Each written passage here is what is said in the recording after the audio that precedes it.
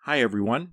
I want to thank you very much for spending a few minutes with me to dispel some myths about Micro Focus Open Enterprise Server, as well as to perhaps educate you on some of the new capabilities that Open Enterprise Server offers. Alright, so let's jump right in. One of the first ones that we hear from time to time is that customers think that in order to go to a clientless desktop, they need to get rid of Open Enterprise Server. There are several reasons why you might want to get rid of the Novell and now Micro Focus Open Enterprise Server client on the desktop. It does simplify your deployments of your workstations. It does simplify the management of the workstations. You can basically take a new workstation out of the box, connect it to the network, and log in. And it also perhaps gives you the advantage of leveraging group policy objects. The fact of the matter is that Open Enterprise Server includes a feature called Domain Services for Windows. It completely emulates Active Directory, including group policy objects. It leverages all of the existing user IDs and passwords that you already have inside of eDirectory. It emulates Active Directory. Users and workstations think that they're logging into Active Directory, but in the background what it's doing is redirecting all of those authentication requests back into eDirectory. So now, if you have regular desktops or perhaps virtual desktops where you want to go clientless, you can do so right out of the box and authenticate into still eDirectory and Open Enterprise Server using the Microsoft client. So if you wanted to go clientless on your desktops, install the Domain Services for Windows feature inside of Open Enterprise Server and give it a try. Perhaps your organization has decided they want to move to Active Directory because of some prevailing line of business application or perhaps for political reasons, and therefore you need to move all your data as well to either Windows servers or NAS boxes. A common belief is that Active Directory is everywhere and everything integrates with Active Directory. That may or may not be true, but you're making a directory decision, and that directory decision does not necessarily need to impact your file system decision. If your belief is that everything works with Active Directory, well, you might be surprised to know that Open Enterprise Server also works with Active Directory. This allows you to authenticate to Active Directory and use Active Directory as your primary identity store, but the NSS file system can also integrate with Active Directory and maintain the rights for your users. This allows you to take advantage of the rich rights capabilities that NSS provides, as well as some of the advanced capabilities like salvage. You probably have decades worth of access controls in place protecting your data. This means that you don't need to redo any of that or worry about losing any of that, and it can all be retained and used with your new Active Directory based users. It doesn't need to be an either or decision, eDirectory versus Active Directory, OES versus Windows. It can be an and decision. You can use Active Directory and Open Enterprise Server 2015. So if your organization decides to move to Active Directory, that's a directory decision and should remain a directory decision.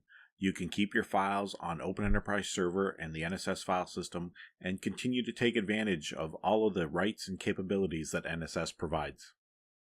Virtualization is a popular trend in the industry. It allows you to have a level of independence from the hardware that you are running on. If hardware becomes aged, simply transfer that virtual machine from one physical host to another physical host. In some cases, it also allows you some resiliency.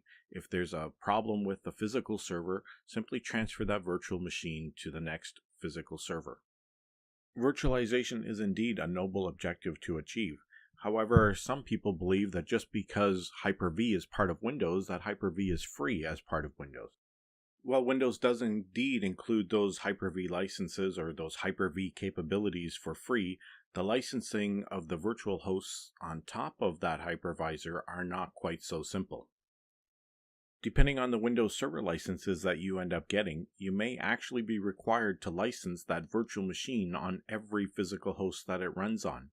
This means that if you have two physical hosts for failover, redundancy, high availability, etc., you might actually end up doubling the number of server licenses that are required to support the users inside of your organization. What some people fail to realize is that Open Enterprise Server is built on top of SLES, or SUSE Linux Enterprise Server, a popular Linux distribution. What that means is SLES already has built into it both the Xen, XEN, and KVM hypervisors. This allows you to virtualize services on top of those hypervisors that you already have inside of Open Enterprise Server. The license agreement under which Open Enterprise Server is defined actually allows you to create as many virtual machines and virtual hosts as you require to support your OES services. If you wish to virtualize services other than OES, then additional subscriptions are required and are available to allow you to do that. So if you want to introduce virtualization into your environment, you already have all of those capabilities, tools, and utilities inside of Open Enterprise Server to not only virtualize those services, but also to manage them effectively. In the information economy that we live in today, file sharing has become not only increasingly popular, but also necessary in order to do our jobs. Additionally, the need to access files from a mobile device is also becoming more prevalent as these devices are becoming part of our day-to-day use. Some customers feel that by signing up for one of these third-party services, they'll be able to achieve these capabilities. Any customer who has Open Enterprise Server under maintenance, either as a standalone product or as part of the Open Workgroup suite, is in fact entitled to a product called Filer. Filer allows you to share files with internal users, external users, as well as access those files from a mobile device, all without requiring a third-party service or transferring your files into the cloud. It leverages all the existing access controls, rules, and capabilities that you have in place on your Open Enterprise Server today. Simply install Filer, point it to where your data is stored, and users instantly have the ability to share those files and access them from their mobile device, from a remote desktop or laptop, or using a browser. Again, this is part of Open Enterprise Server and there is no additional fee for this. Open Enterprise Server, the product which through its evolution has managed your file system for quite literally decades, has the ability to work with today's modern needs of file sharing and mobile file access. We hear buzzwords like information economy and paperless office all the time. What that really means is the amount of information that we produce, utilize, and store is ever increasing, and we need a file system that supports that. Some people mistakenly believe that the pool and volume limitation of an Open Enterprise Server is only 8 terabytes. The reality is that since Open Enterprise Server 2015, the limitation of a volume and a pool is actually 8 exabytes. An exabyte is 1 million terabytes, meaning the new limit of a pool and volume is 8 million terabytes. And keep in mind that you can have as many volumes as you want to or need to on your Open Enterprise Server, so you can in fact have multiple of these 8 exabyte volumes on your servers. If you were to implement more than one of these 8 exabyte volumes, you may not want your users to have to switch drive letters to access the different volume. Open Enterprise Server includes a feature called Distributed File Services, or DFS. With DFS, you can link one volume to another volume at a directory point. So in this example, if you were to change directory to users, you would transparently be redirected to a second volume. The users would not know, and you've effectively created one volume that is 16 exabytes in size. And you can keep going, creating as many of these as needed inside of your environment. As you're creating these volumes, storing an ever-increasing amount of data, chances are that some of that data that is stored on these volumes is not needed or not used as often. Perhaps it's older data or just simply something that is not very popular with the users. Open Enterprise Server includes another feature called Dynamic Storage Technology, or DST. With DST, you can set a policy that says any file that hasn't been accessed in more than 6 months, or is of this type, or is of this size, whatever the policy dictates, can and should be moved to a secondary volume. Administrators who have been struggling with how to back up this much data now have 2 storage locations where they can apply different backup policies. On the second storage location where the files have not been modified in, say, more than 6 months, they don't need to be backed up on a daily basis. On the primary storage location where all the active and daily used files are being stored, those files are indeed backed up on a regular daily basis. And this is where you invest in high availability and things like SSD drives and so on to ensure fast access. To expand on this feature even further, Open Enterprise Server 2018 will allow you to not only archive to a secondary volume, but also to archive to the cloud. In the background, Open Enterprise Server might be optimizing the storage, helping the administrators maintain such large volumes, but all of this is totally transparent to the end users. The end users, in fact, see a merged view of this data, regardless of which volume and where it is actually physically located. The merged view, as the name implies, creates an overlay of both the data on your primary volume as well as your secondary storage location. The end user sees a combination of these two and thinks that they are in fact stored in one location.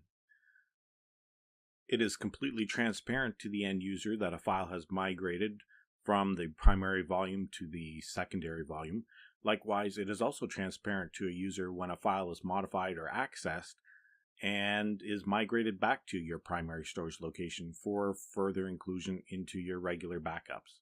The user should not know about these things and does not have to know about these things. They are all handled automatically by dynamic storage technologies and Open Enterprise Server in the background. Going back to the benefits to the administrator from a backup perspective, by implementing dynamic storage technology to move what we call stale data or data that has not been accessed or modified in a certain period of time to that secondary storage location, you actually gain significant increases in performance of that backup. From what our own customers have told us, and from what people like Gartner say about how often a file is accessed and for how long once it has been created, clearly indicate that a lot of data is in fact stale.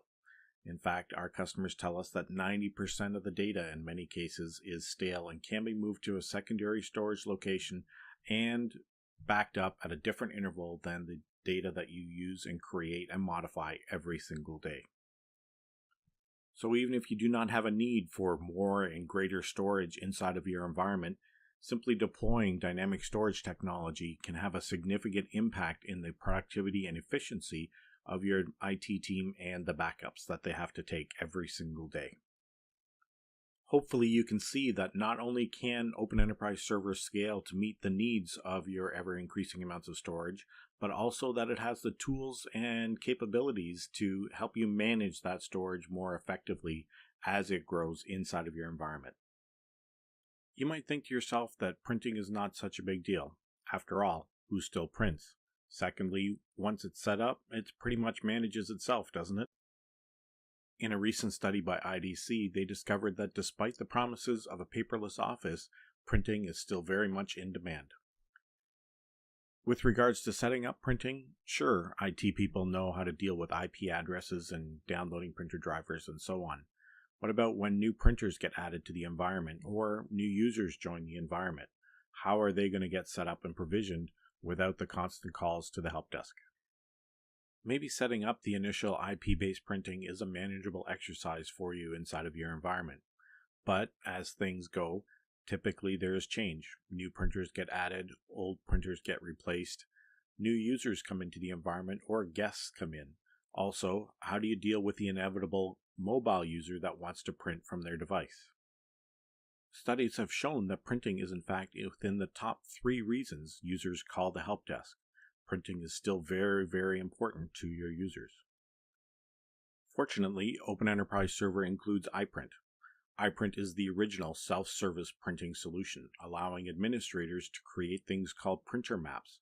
From within the printer maps, users can locate their present location, find the closest printer, and simply click on it to print to that device. Additionally, as new drivers become available, their workstations are automatically updated with new drivers. And if you're looking for more than simply provisioning printers and drivers, iPrint can also facilitate accounting, allowing you to do chargebacks to various departments and users for the number of pages that they print.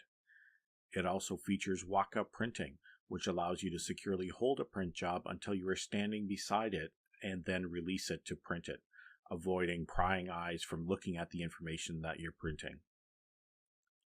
iPrint can do all of these things for you for Windows, Mac, and Chromebook-based devices. Beyond these devices, iPrint also allows you to simply send an email to iPrint with a document attached that you wish to print. iPrint will convert that document and send it to the appropriate printer. And if all of that is not enough for a feature that is simply included as part of Open Enterprise Server, through the purchase of an additional license, you can enable mobile printing, allowing you to print from iOS, Android, BlackBerry 10, and Windows mobile devices to the same printers that you've been using for years inside of your environment. Not only will iPrint make an administrator's life easier from a deployment and help desk perspective, but iPrint also provides significant benefits to the users, including multiple devices, features such as walk-up printing, email-based printing, as well as mobile printing if you choose to enable that. Something that is often overlooked is high availability and disaster recovery. A lot of people feel that if they do daily backups and store those backups off-site, that they're covered, and that's good enough. Performing daily backups and storing those backups off-site is definitely a best practice that should not be avoided. Daily backups, however, combined with virtualization, is not sufficient for high availability. Simply failing a virtual machine over from one physical host to another physical host is not enough. Before going into details, let's look a bit further at the problem. Gartner estimates that the cost of downtime for an organization can be as high as $5,600 per minute. This includes people time and lost opportunity time. Hopefully you can understand that backups alone are not enough. In the time that it would take you to restore all of the data and get your systems back up and running, you would have lost considerable amounts of revenue. Adding server virtualization to the mix, while better, still has some issues. If the virtual machine itself crashes or requires maintenance or patching, simply failing that over from one host to another host does not actually solve the problem. The machine is still crashed, the service is still down. Fortunately, Open Enterprise Server has a solution. OES has a feature called Cluster Services, which allows you to link several servers together. You can then virtualize the services or the application on top of those servers, and if a server fails, needs patching, or anything else, simply fail that service from one server to another. The service will continue to be available to all users. The Open Enterprise Server license allows you to deploy as many 6-node clusters as you want to, allowing failover between up to 6 OES servers. If having a 6-node cluster or multiple 6-node clusters in your environment is not sufficient to distribute your services across, Micro Focus can let you take this one step further. We have an additional product called Business Continuity Cluster, which can actually replicate those clusters to different geographic locations. This way, in the event of an environmental disaster, terrorist disaster, or something else, you can actually fail over a service from one geographic location to another geographic location. This will give you true redundancy and let you recover from any disaster, natural or otherwise. Using the included licenses for cluster services, Open Enterprise Server can give you true high availability of your services. You no longer have to fear downtime due to failure or maintenance. Using optional add-ons such as Business Continuity Cluster, you can actually replicate those services around the world. Downtime and system failures can be a thing of the past with Open Enterprise Server. Maybe you're thinking to yourself that you need a platform that can run all of your applications as well as your file and print services. It is, after all, the applications that run your business. Maybe you're thinking that Open Enterprise Server is not the place to run those applications. The reality is that Open Enterprise Server is in fact an application itself running on top of SUSE Linux Enterprise Server. OES is an application or service just like all your other line of business applications like SAP, Oracle, even Microsoft SQL runs on top of SUSE Linux. SLES also happens to be the same operating system that powers many of the world's supercomputers and mainframes. If SUSE Linux Enterprise Server can support all of these kinds of workloads and services, surely it can support your line of business applications as well. Maybe you're telling yourself you only want to support Windows clients, and therefore it only makes sense to support only Windows servers inside of your environment. After all, if you standardized on Windows everywhere, wouldn't your life be easier? Chances are you'll probably end up supporting more devices than you think. An executive will see the latest Apple commercial and decide that they absolutely need that. Or marketing will demand that they have the latest graphical capabilities of the Apple products. Not only are companies like IBM saying Apple products are cheaper to manage, but analysts such as Forrester are validating that Apple products are indeed becoming increasingly popular in the workplace. In addition to preferences and trends around the desktop, you also get an increasing number of users who want to use mobile devices. Mobile devices come in different operating systems than you're used to, iOS, Android, etc. You need to be able to accommodate those as well. Then there's the question of telework. Users increasingly demand the ability to work from home, either because their child is sick, it's a snow day, or some other personal reason. Now you're stuck supporting whatever the user's personal preference is or financial means are for a device at home. In today's day and age, it is also not uncommon for people to travel or otherwise be out of the office and still need to do some work. How are you going to accommodate those users who may not have a computer at all and still require access to the files at the office? Fortunately, Open Enterprise Server supports multiple device types. Everything from desktops to laptops running Windows, Mac, Linux, even Chromebooks. It also supports handheld devices or smart devices running iOS, Android, BlackBerry 10, and Windows Mobile. And in cases of emergency or when it's not otherwise convenient, it can support your users with no device at all. If all they have is a browser, they can still access all of the OES services, including file and print. Despite your best intentions to perhaps create a homogeneous environment, chances are other devices will creep in.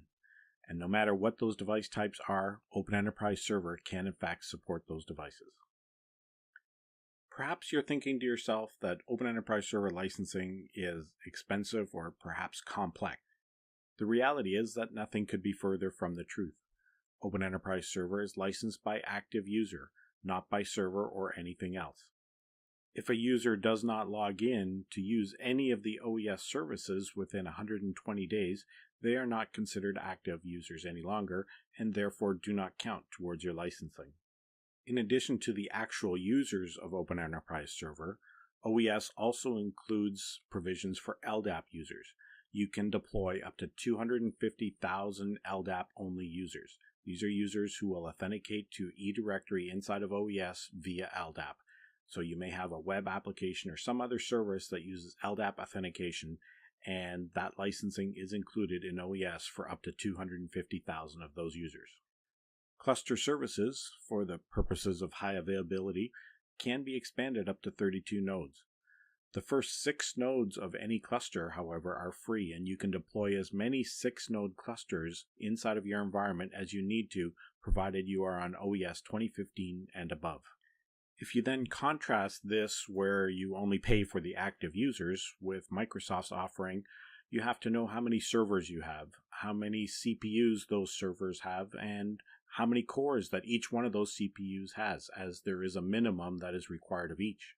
Then you have to know how many virtual instances of those servers that you have, as there is a license for each virtual instance on a separate hardware instance, depending on the licensing that you have.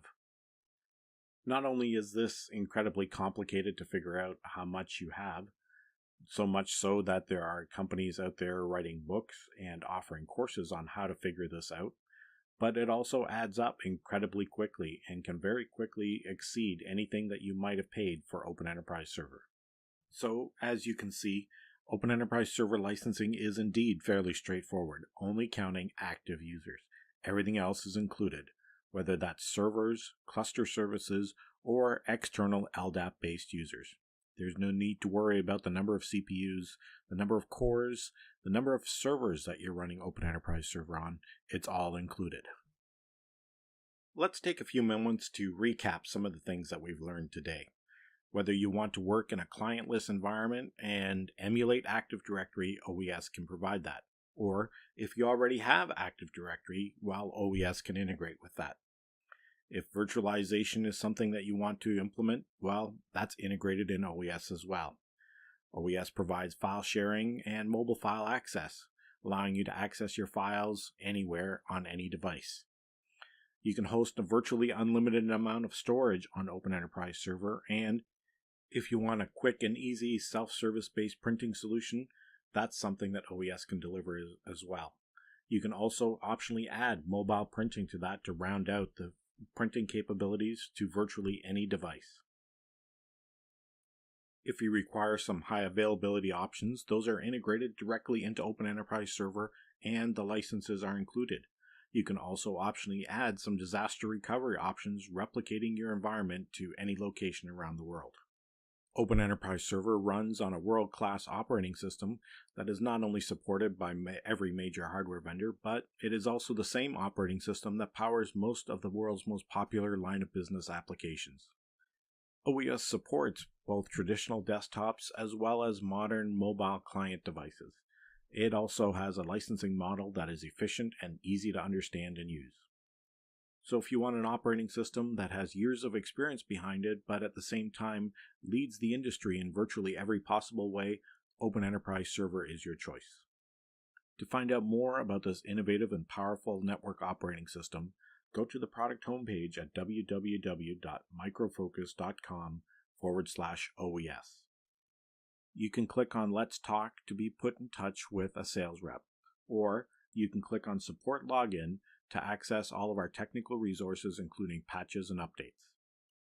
Additionally, you may want to visit the communities homepage at microfocus.com/communities.